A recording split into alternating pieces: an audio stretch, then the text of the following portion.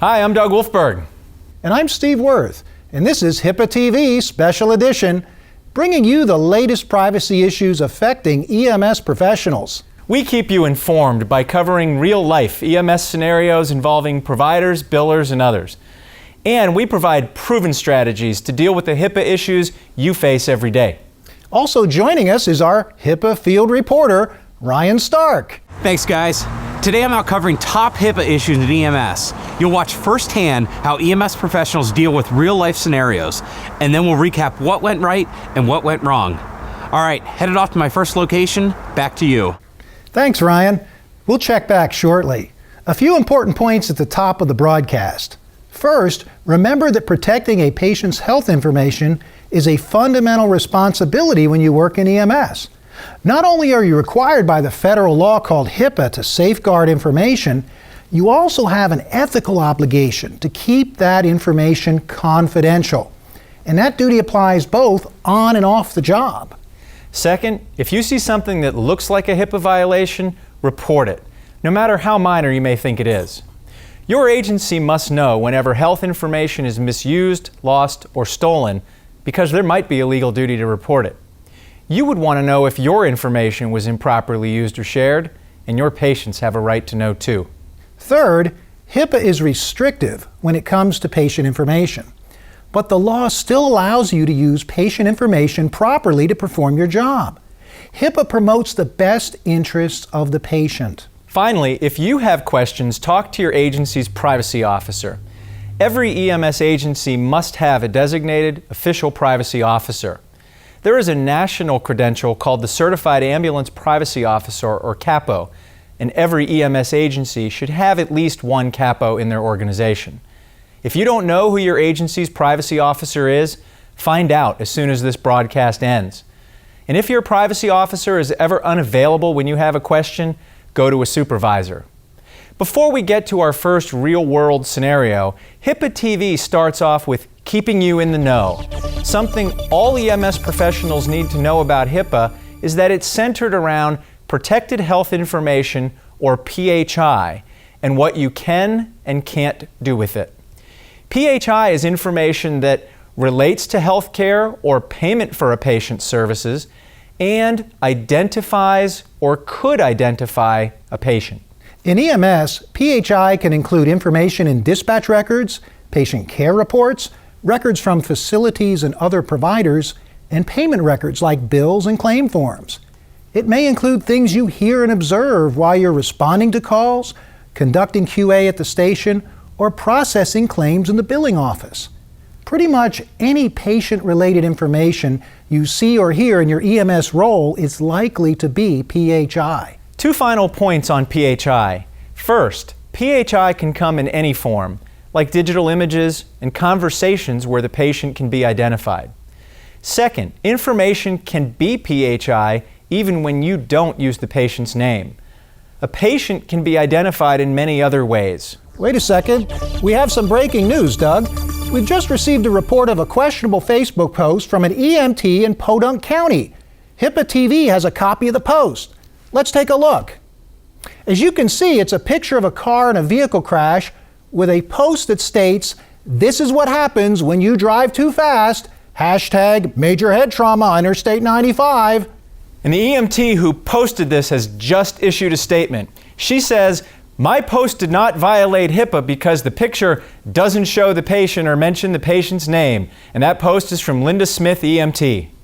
Yes, it's true we don't see the patient's name or the patient in the post. But look at what we do see. Here's the license plate of the patient's car.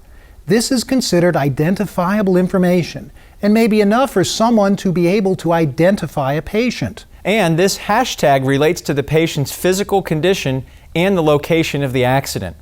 With one click, you can link to this EMT's Facebook page and see that she works for Podunk County. It's not hard to figure out that she was one of the EMS providers on this call. No doubt. And someone seeing this post could connect this to a police report and a news article naming the driver. The police are not restricted by HIPAA in the same way that healthcare providers are when it comes to releasing health information to the public. Bottom line, this post contains PHI. Remember, even if you think something doesn't identify a patient, just because it doesn't use their name, it can still be PHI. That's why you should never post anything on the internet about a call. That's right, Doug. Okay, now let's go to our field reporter, Ryan Stark, who is on location in an ambulance service reception area, and he's holding a document. Ryan? Hey, Steve. I'm here at Ultra Ambulance Service, and I'm looking at a Physician Certification Statement, otherwise known as a PCS. It was faxed from a facility at Ultra Ambulance. The problem is, this PCS has the name and the logo of Super Duper Ambulance at the top, and Ultra Ambulance has never heard of this patient. I have Nancy here from Ultra's billing department. Nancy, what do you think you should do about this? Well, the facility clearly faxed us the PCS by mistake, so we're going to give them a call and let them know about it. And what are you going to do with this PCS?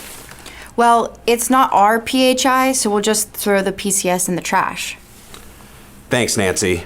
Obviously, this PCS was intended for another ambulance service, but it looks like Ultra Ambulance might be confused about what its duties are here. Doug, what do you think?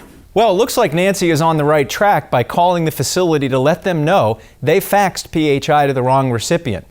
But what about her statement that the PCS is not their PHI, so she can just throw it in the trash? Steve? Well, Nancy has it wrong here. PHI includes information created or received by a healthcare provider, even if the information is received in error. Your agency has a duty to protect records you receive from other healthcare providers, including dispatch records, face sheets, facility records, and reports from other first responder agencies. This is true whether or not that PHI pertains to your patients. That PCS is now Ultra Ambulance's PHI. That's right. And instead of just throwing the PCS in the trash can, it should be shredded when it's no longer needed. Make sure you know when and how to dispose of paper PHI at your agency. And it might be a good idea for the privacy officers of these agencies to discuss how best to handle this innocent mistake. If something like this happens at your agency, report it to your privacy officer. Now it's time for Hipaa TV on your side, where we cover the rules for using and disclosing PHI. As we said, HIPAA is restrictive when it comes to PHI. In fact, you can't use or disclose PHI unless HIPAA specifically says you can. The good news is, HIPAA generally allows you to use and share PHI to do the things that are necessary for your job. The three main purposes for which you can use or disclose PHI, even without the patient's permission, are treatment, payment, and healthcare operations. We refer to these as TPO for short. Let's start with treatment. HIPAA allows you to use PHI for any purpose related to patient care.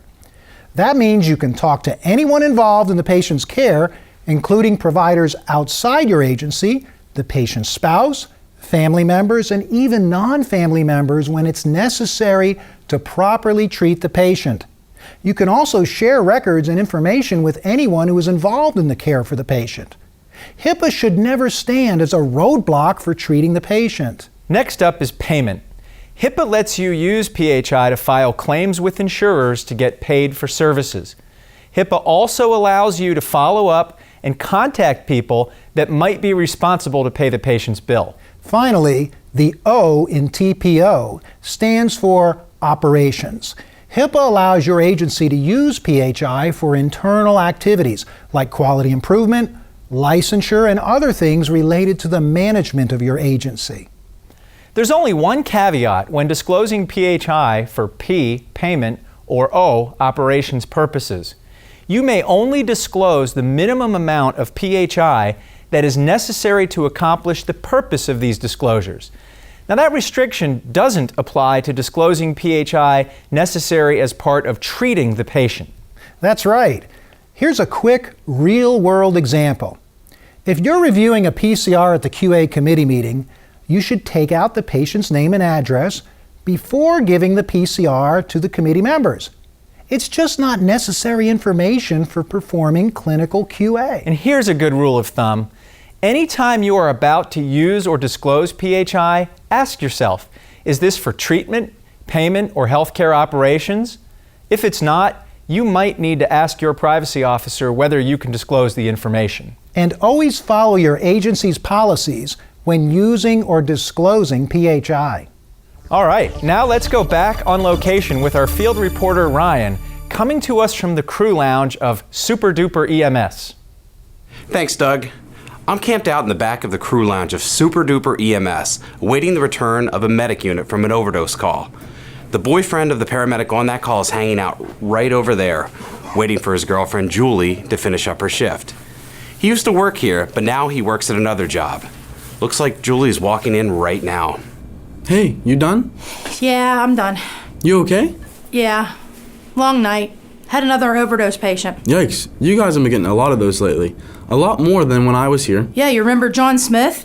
The super talented basketball player from East High? Yeah, I actually played basketball with him sophomore year. He OD'd? Yep, it was nasty. He was unconscious right in the middle of 2nd Street. I was the one who gave him the Narcan and brought him out of it. That's crazy. I gotta tell Sam and John. Hey guys, this is Ryan. I'm already back in the Hipaa TV news van, off to my next assignment. I'll kick it back over to the studio to you to recap what we just saw at Super Duper Ambulance. Thanks, Ryan. This scenario brings up an important point for providers. Neither Julie's disclosures to her boyfriend nor the boyfriend's disclosures to his buddies are related to treatment, payment, or operations. Simply put, you shouldn't be sharing information with people who have no business having that information. That's right, Steve. The medic on the call here had no work-related reason to share the information with her boyfriend. She clearly violated HIPAA by sharing the information with someone who wasn't even involved with the care of the patient. Now, we may think that these conversations aren't a big deal, but imagine how you would feel if a friend or a family member heard about your medical condition because an EMS provider improperly shared it with them. Okay, let's go back now to Ryan, who's on the scene at Memorial Hospital. Ryan, how did you get there so fast?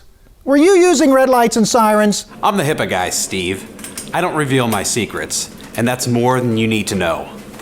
I'm on scene here at Memorial where 2 medics are bringing a patient into the ER. The medics are standing in a packed waiting room and a nurse is approaching them. It looks like some of the patients are waiting within earshot of the conversation. Let's listen in. Hey, what do you have? This is John. He's a 16-year-old male involved in a motor vehicle accident. He was the restrained driver of a Prius that left the road and struck a tree at maybe 20-25 miles per hour. Said he can't remember why the car left the road, but he did self-extricate. Okay, injuries? No reported loss of consciousness, denies any head, neck, or back pain. He does have a deformity to his right wrist, rated at about an 8 out of 10. Gave him 2 milligrams of morphine about 10 minutes ago. He said it helped a lot with the pain, and he's been good the rest of the way in. Okay, I think we're good for now, thanks. Okay, John, let's take a look at that wrist. As you just saw, many times other people are around in EMS. When we're treating patients, whether it be on the scene, in the ER, or even in someone's house. But that doesn't mean it's a HIPAA violation whenever somebody overhears a conversation about the patient. HIPAA allows for incidental disclosures of PHI. If you're doing your job and you need to make a valid treatment-related disclosure about the patient, you're allowed to do that. The medic here was communicating with the nurse for treatment-related reasons and making sure appropriate information about the patient was being conveyed to the hospital. It would be hard to prevent others within earshot from possibly overhearing the medic's report, at least in this situation. Steve, back to you. Our field reporter is certainly moving at warp speed today. This is a good time to remind our viewers that anytime you're providing care and there are others around, you should be aware and take all reasonable steps to minimize the chances of them overhearing PHI. But you can't always prevent others from overhearing everything. And the rule on incidental disclosure says this is not a HIPAA violation as long as you're acting reasonably. Good point. You never know who's listening. And while we're covering incidental disclosures, let's hit on a few other things that HIPAA allows. It's not a HIPAA violation to have 2 patients in one ambulance, even though one might overhear PHI about the other. The same goes for bystanders on the scene or others who are around when you're providing care. While you should be sensitive about minimizing the chances that they'll overhear PHI, your primary purpose is to care for your patient. And if PHI is overheard in the process, it's not a HIPAA violation. We often get questions about radio communications because people could be listening out there in Scannerland. HIPAA permits radio communications related to patient care. If you don't need to use the patient's name, then don't. But if the hospital needs to know the patient's name, you can disclose the patient's name over the radio. Just try to avoid that whenever it's not necessary. Speaking of Scannerland, let's talk about disclosing patient information to law enforcement officers.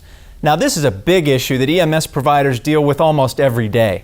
And there are a lot of misconceptions about what EMS providers can and can't say to the police. Let's go back live to Ryan, who is now on the scene of a medical emergency at Sunny Park in Pretty City. Yeah, Steve, I'm here in Pretty City. Had my scanner turned up to 11 and I'm now at Sunny Park where EMS providers are tending to a man who is lying on the ground. I'm told by bystanders that they saw this man collapse and his arms were shaking and jerking while he was on the ground for about a minute or so. One of those bystanders that I interviewed has a sister with epilepsy, and she said it looked like a seizure to her. Now a police officer is approaching. Let's listen in. Sir, what's going on today? I'm not sure. Okay, you have any kind of medical problems? I take seizure medication. Okay. Hey guys, what's going on with this guy? He had some kind of medical event. Did he OD? Did you give him Narcan? Nah, it doesn't look like it. Alright, what's his medical condition? I can't get into that right now, man. Alright, where are you guys gonna take him? Down to the community general hospital. Alright, here's my card. Can you just have him give me a call when he gets out of the hospital? Yeah, absolutely. Alright, thank you. EMS providers are often approached by law enforcement out in the field, and EMS agencies like to maintain a good rapport with the police, but HIPAA limits the disclosures that you can make to law enforcement. EMS providers should remember that they are patient care advocates, not law enforcement agents. The EMT here got it right by not sharing medical information with the officer. There is no indication that a crime was being committed, nor that the patient was a crime victim, where it might be appropriate to share some patient information with the police. Now back to the studio. Thanks, Ryan. HIPAA doesn't apply to the police. That means the police officer wasn't violating HIPAA by asking the EMT for information about the patient. The police can also speak directly to a patient and ask the patient questions about their condition. So, if you have a stable patient and treatment wouldn't be compromised by waiting a minute or two to allow the police officer to speak with the patient, it's not a HIPAA violation to allow the officer to do so. But make sure patient care is always the priority. That's right, Doug. The police can't violate HIPAA, but EMS providers can if they release health information when HIPAA doesn't allow it. There's no exception under HIPAA that would have allowed the EMT to release the seizure patient's information to the police officer. So the EMT was correct in not sharing the information. Let's take a look at the 6 law enforcement exceptions under HIPAA. First, you can share PHI with the police whenever the law in your state requires you to do so. For example, state laws might mandate you to notify the police regarding certain types of injuries, like gunshot wounds, burns, or animal bites, to name a few possibilities. But state laws vary, so be sure to ask your privacy officer about the requirements that may exist in your state. Second, you may disclose PHI to the police to help them identify or locate a suspect, fugitive, material witness, or missing person. These are typically urgent circumstances, so HIPAA doesn't require that these kinds of requests be in writing. Third, you can disclose to the police PHI about a person who you believe is the victim of a crime. Simple verbal agreement from the patient is all you need to share the information.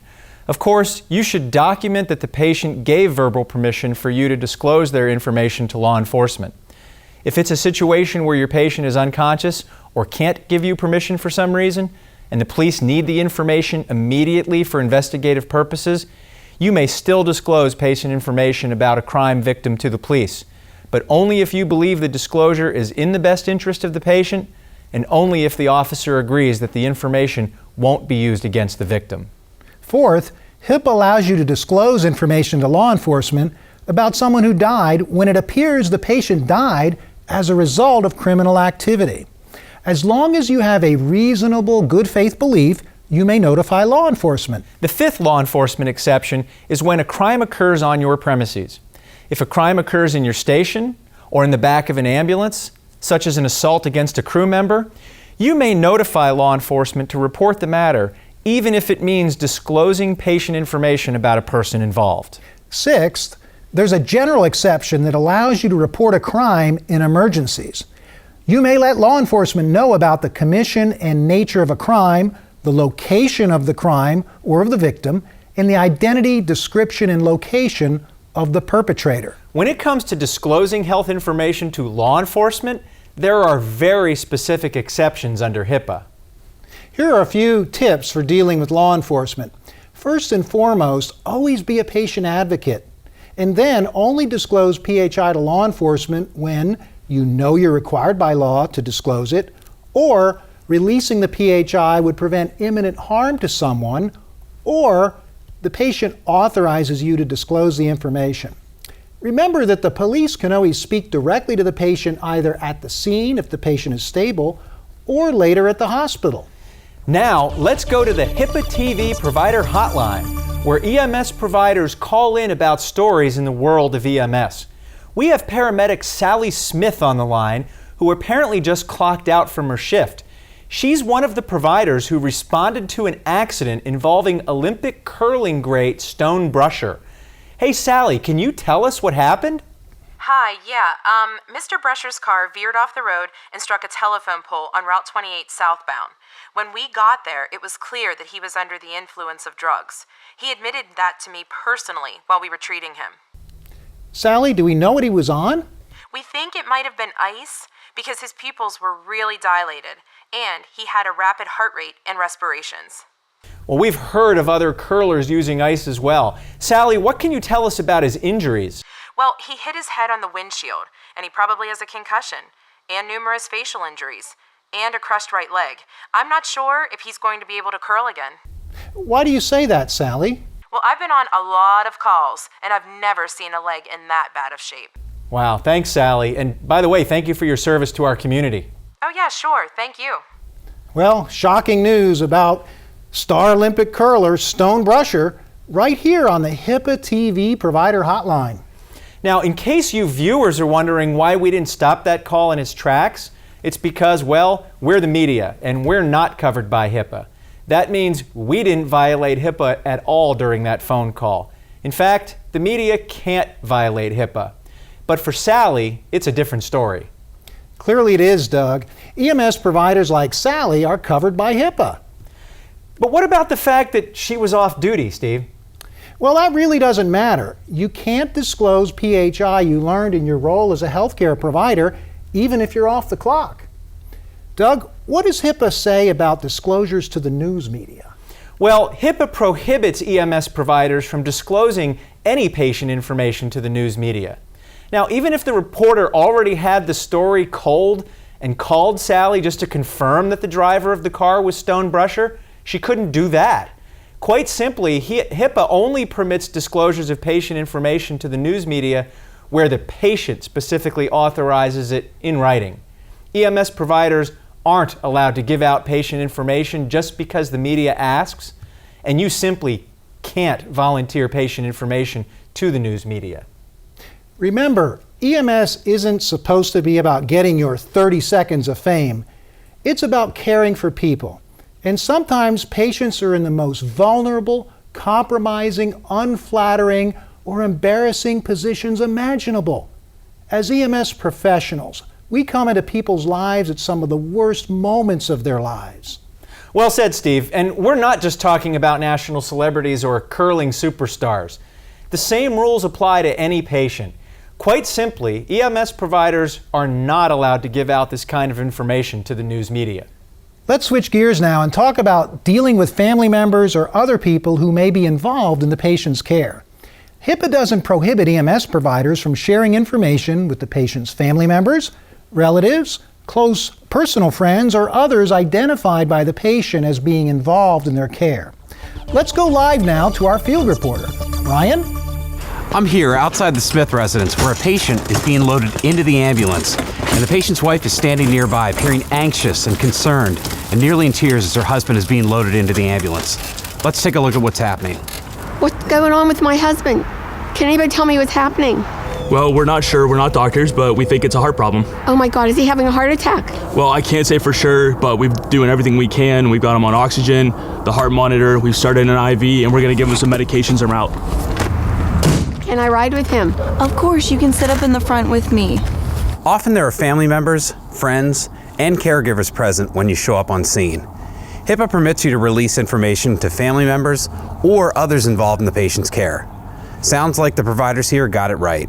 Doug, back over to you. Thanks, Ryan. Yes, it looks that way.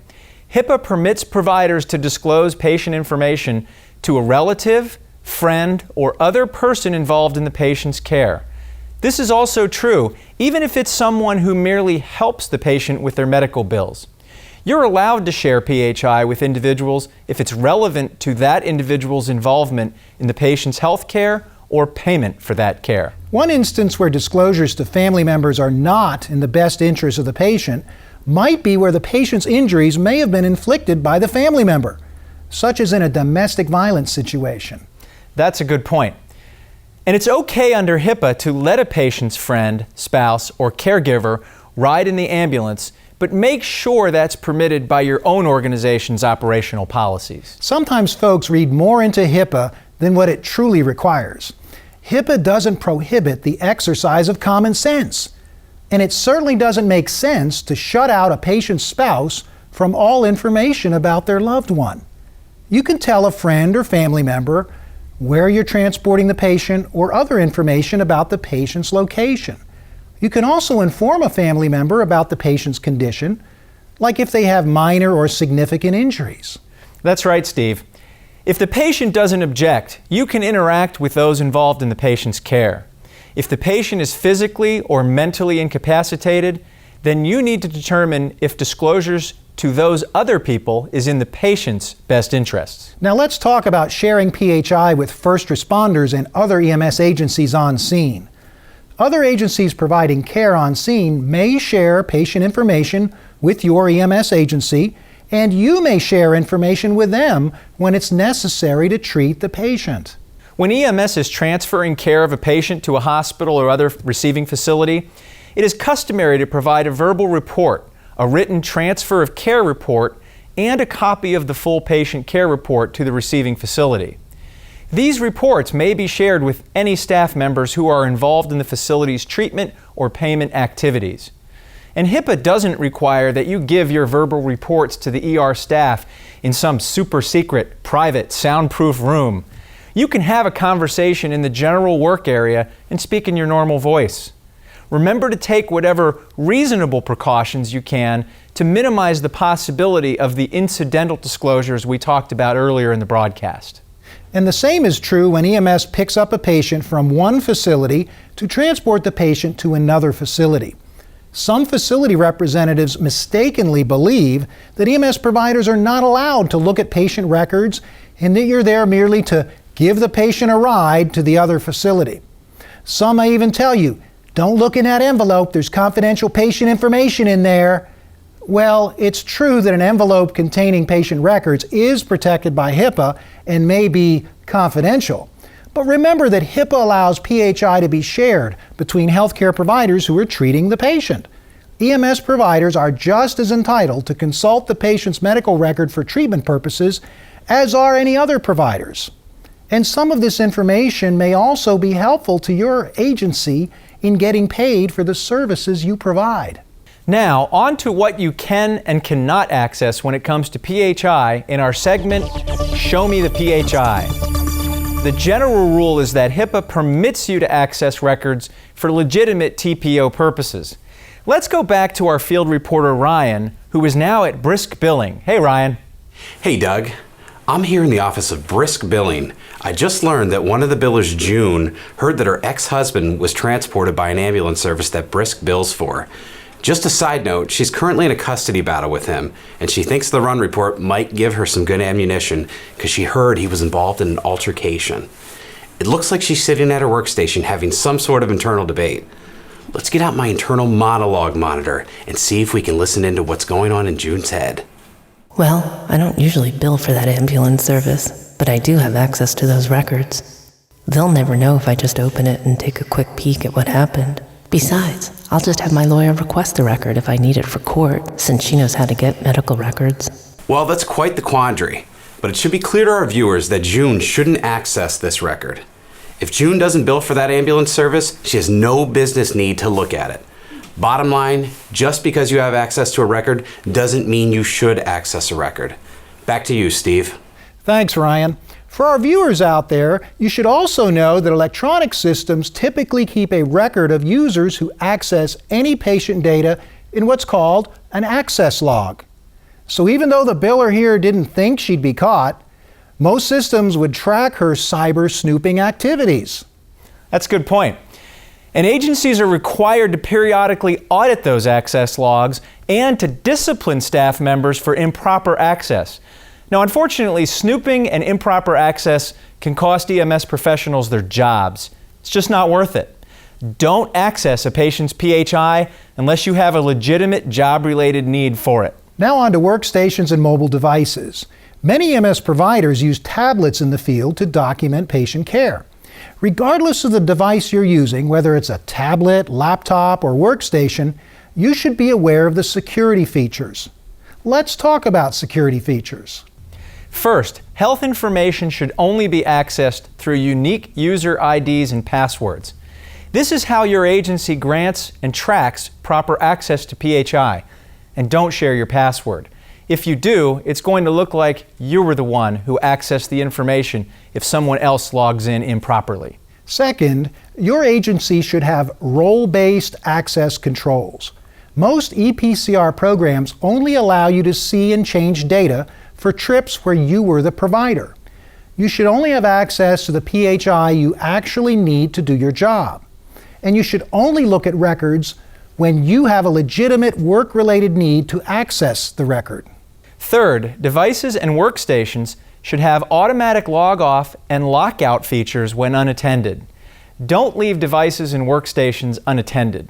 Someone could walk off with a mobile device, and unattended workstations can lead to unauthorized access to PHI. Fourth, your agency should also encrypt patient information and only transmit healthcare data over secure channels. These features are usually built into EPCR applications. If you email PHI, your agency should use an encrypted email solution.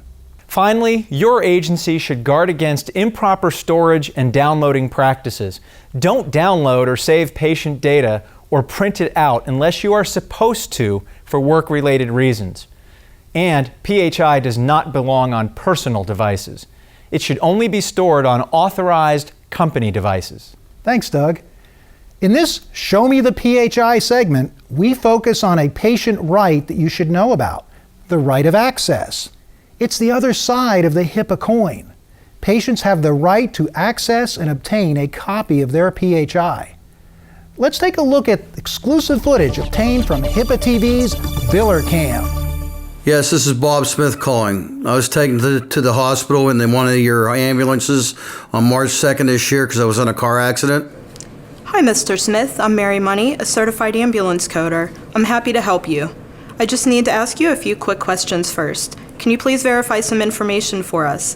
What is your date of birth? June 12, 1959. Okay, and can you please confirm the last 4 digits of your social security number? 4027. Thank you, and one more question. Can you please confirm the address?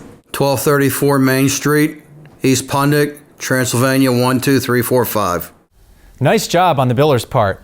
You should take some precautionary measures to verify the patient's identity before discussing their health information and before giving them a copy of the record. Here, the biller verified the patient's date of birth, the last 4 digits of his social, and his address. And often EMS agencies will have an access request form that they will ask the patient to fill out if the patient wants a copy of the records. That's allowed under Hipaa. Always follow your agency's policy on access requests. Now back to our Biller Cam footage. What was your question, sir? Can I get a copy of that ambulance record? I'm thinking about suing the other driver. I'm sure the lawyer will want it. Sure, we usually mail that out. Is that okay? Can you just email it to me? Sure, but for your protection, we prefer to use secure email that is encrypted when sending that information. So when I send it to you, you will just have to go through the step of setting up a secure account. I'm not good with online stuff. I just got regular email. Can you just send it to my regular email? I don't want to go through the pain of setting up a new account. Yes, sir, we can. Just know that the email isn't as secure. When it comes to access, the patient is the boss. If your agency has a preferred method like mailing the record to the patient, you can certainly ask if the patient would be okay with that. But if the patient requests another method, like Mr. Smith requesting that his records be emailed, then your agency must abide by the patient's request. Note that the agency here uses secure email. That's a good practice. But the patient clearly did not want encrypted email. The biller did the right thing by honoring the patient's request to use standard email after warning him that it would not be secure. You should offer the most secure method and try to get the patient to agree. But ultimately, the patient is the boss. HIPAA also allows those involved in payment, like family members and caregivers, to ask about patient accounts and request records on behalf of patients. But you should always ask other individuals to verify the same things about the patient that you would ask the patient directly before speaking with them. Now, let's cover a common scenario: requests for records from attorneys. Often records are needed by attorneys for litigation purposes. Mr. Smith said he was thinking about suing the other driver and said his lawyer might want a copy of the PCR. HIPAA also allows for Mr. Smith's attorney to request a copy of his trip report. Usually when an attorney is representing a patient, she'll send a written authorization to release medical records, signed by the patient or their legally responsible decision maker, authorizing you to send the patient's records to the attorney's office. You can release the record to the attorney if you have the signed authorization from the patient. That's really a patient request after all. You should not release records to an attorney based solely on the attorney's verbal request. Ask for a written authorization signed by the patient or the patient's legally responsible decision maker. And sometimes the attorney may use a subpoena or other legal document to request PHI. These requests should be handled by the privacy officer or your agency's legal counsel, or to a specific person your agency delegates to handle subpoenas. If your agency has a certified ambulance privacy officer, that individual has received specific training about handling subpoenas and other requests. There are also times when a personal representative may act on behalf of the patient and request access to a patient's records or exercise other rights of the patient. A personal representative is determined by state law, but typically that includes someone like a legal guardian, a power of attorney, a parent of a minor, or the executor of a decedent's estate. In those cases, the personal representative can exercise all the patient's HIPAA rights. Now, back out to Ryan, who's on location in the back of an ambulance. Ryan? That's right, Doug. I'm in the back of ABC Ambulance's rig. The patient signed an authorization allowing us to film her here. She hasn't been feeling well for a few days and her present condition is non-emergent. Okay, we're just about to the hospital. Mabel, I need you to sign right here so that we can bill your insurance. I also have a copy of our HIPAA privacy practice for you. Okay, sign here. Yes, ma'am.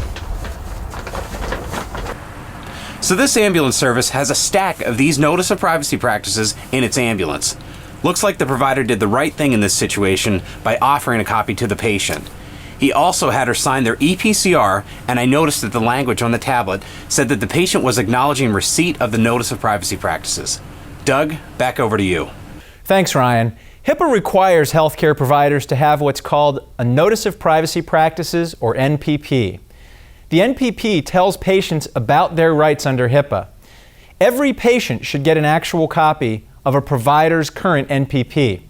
But the rules are different regarding when the patient should receive the NPP. It depends on if it's an emergency or a non-emergency treatment situation. That's right. If it's an emergency treatment situation, the patient doesn't have to be given the NPP at the time of service. In other words, if the patient is under duress, unconscious, incapacitated, or having a medical emergency, don't worry about providing the NPP. Just focus on patient care. If there is someone with the patient, such as a family member or a nurse at the hospital, then you can leave a copy of the NPP with them. Just make sure that you document that you provided the NPP to that person. In a non-emergency treatment situation where the patient isn't under duress, then you should give the NPP to the patient at the time of service. just like the provider we just saw. In non-emergency treatment situations, you must also attempt to get a signature from the patient acknowledging that they received your NPP.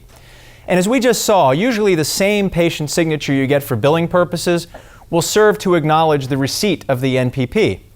Most agencies combine those signatures into one, but make sure to check with your agency on how they do it. Sometimes the patient might refuse to take the NPP, and you can't force them to take a copy. If they refuse the NPP, just document that. In our experience, most patients are able to sign a signature form at the time of service. Giving the NPP to the patient and obtaining their signature at the time of service is the easiest and best way to comply with HIPAA's NPP requirement. If the patient doesn't get it at the time of service, the agency then has to follow up and mail a copy to the patient, or it may fall to your agency's outside billing company if you use one. So if you can, try to give the NPP to every patient at the time of service. And always make sure to document whether you gave the NPP to the patient.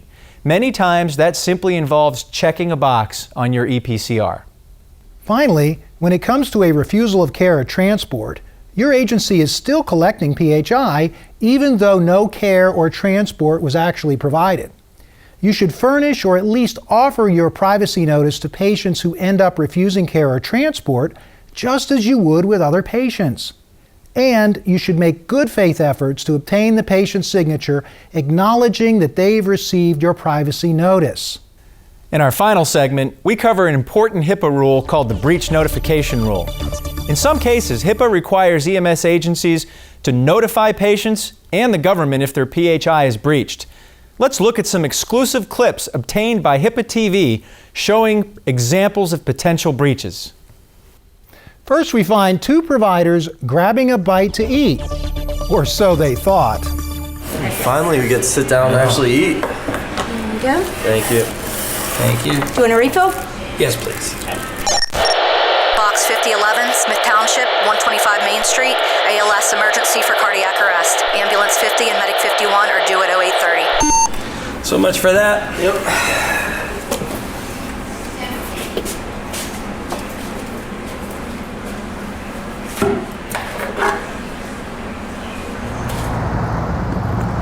I forgot the tablet. Oh, thank you. You're a lifesaver.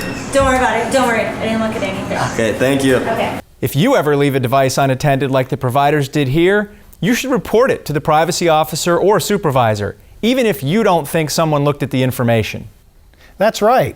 If you lose a device or leave PHI unattended where someone had an opportunity to view the information, your EMS agency will have to determine whether there was a breach by looking at things like the security measures on the device and how long it was out of your possession. But the important point to remember is this, that you need to report when a device is lost, even if the device is promptly recovered.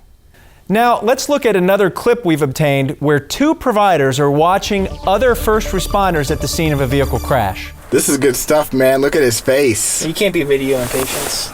Look, this isn't even our patient, and I'm not gonna show it to anybody. You just posted it. You can't do that. Relax, I'll delete it.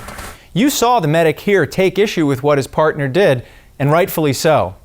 You shouldn't take pictures or video patients on personal devices, period. And here, the medic went even a step further by sharing the video. The sad reality is that we've seen this happen many times in EMS, and there have been serious consequences. Videos of severely injured and even deceased patients have gotten back to family members, and providers have lost their jobs and their reputations over incidents like this. The medic that witnessed this should report this incident to the privacy officer or a supervisor immediately, because now the agency is looking at a potential breach. Finally, let's watch as a biller encounters one of the latest threats hitting the healthcare industry today: ransomware. That's weird. Hey, what's up? I just opened an email from a friend of mine who sells Mary Kay stuff, and there was a coupon attached. When I clicked on it, my computer froze up. Could you come over here and take a look at this? Sure, no problem. Huh, that's weird. Did you try Control-Delete? No, wait. Oh my gosh, look at this. Holy crap, that isn't good. Let's just turn this thing off. Yeah. Holy crap is right. It looks like the biller here inadvertently downloaded ransomware, and now some of the files at her company are inaccessible. Ransomware is a type of malware that locks down your information and requires you to pay money to unlock it. If you ever think you've been hit by some type of virus or malware, the first thing to do is shut down the computer or disconnect it from the internet in your agency's network right away. Then you should immediately report the event to a supervisor. That's right. The longer you delay in letting someone know, the more your system could be infected and the less time you may have to recover your data. If you notice things like your computer's running more slowly than normal, you navigate to a website you think is malicious, or you open an attachment you think might have malware, tell a supervisor right away. You shouldn't download files, apps, or programs from the internet or from email unless you're authorized to do so. Don't open emails from unknown senders, and don't open any email attachments if you are not expecting the attachment without first confirming with the sender that it is legitimate. Only visit trusted, secure websites. Bottom line, if you see something that might compromise PHI, you need to report it. If your EMS agency determines that the event is a breach, your agency might have to notify the patient and the federal government about what happened. Everyone, whether patient care providers, billing staff, supervisors, or managers, who know of or even suspect an improper use or disclosure of PHI, must immediately report the incident to your organization's privacy officer. This is true even if you see your partner or a coworker make an inappropriate disclosure. A code of silence isn't acceptable. The organization must be informed so that it can meet its legal responsibilities to make the required notifications in the event of a breach. Patients have a right to know if their information has been improperly shared, even accidentally. And not reporting a suspected breach could get you in hot water with your employer. That brings us to the end of our broadcast. But before we go, we have a few parting words. Remember that HIPAA limits the ways in which EMS providers, administrators, billers, and others involved in healthcare may use or disclose a patient's protected health information. But we can usually use and disclose PHI when we need to for treating our patients, submitting claims for payment, or conducting quality assurance and other healthcare operational activities. Also, remember, you must always act in a way that upholds the ethical and the legal responsibility that we all have to protect the confidentiality of patient information. Protecting our patients' information is a 24-hour-a-day job, and it's the responsibility of everyone in the organization, not just the privacy officer. Each of us has the professional obligation to respect the privacy of our patients and to protect their interests. Be sure to visit our website, pwwemslaw.com, for much more information about HIPAA and other EMS law topics. And visit ambulancecompliance.com to find out how to become a certified ambulance privacy officer. On behalf of all of us at Hipaa TV, thanks for watching.